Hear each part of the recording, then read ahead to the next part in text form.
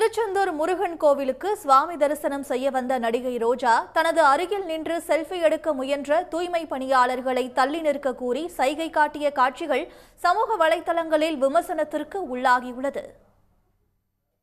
திருச்செந்தூர் முருகன் கோயிலுக்கு நேற்று வந்த ஆந்திர முன்னாள் அமைச்சரும் நடிகையுமான ரோஜா சுவாமி தரிசனம் செய்துவிட்டு கோயிலில் இருந்து வெளியே வந்தார். அப்போது ஏராளமானோர் ரோஜாவுடன் செல்ஃபி எடுக்க ஆர்வம் காட்டினர். அவர்கள் அனைவருடனுமே செல்ஃபி எடுத்துக் கொண்டார். தொடர்ந்து கோயிலில் இருந்த தூய்மை பணியாளர்கள் ரோஜாவின் அருகில் வந்து நின்று செல்ஃபி எடுக்க முயன்றனர். அப்போது அந்த தூய்மை பணியாளர்களை தள்ளி நிற்குமாறு ரோஜா சைகை காட்டிய காட்சிகள் வெளியாகி விமர்சனத்திற்கு உள்ளாகியுள்ளது.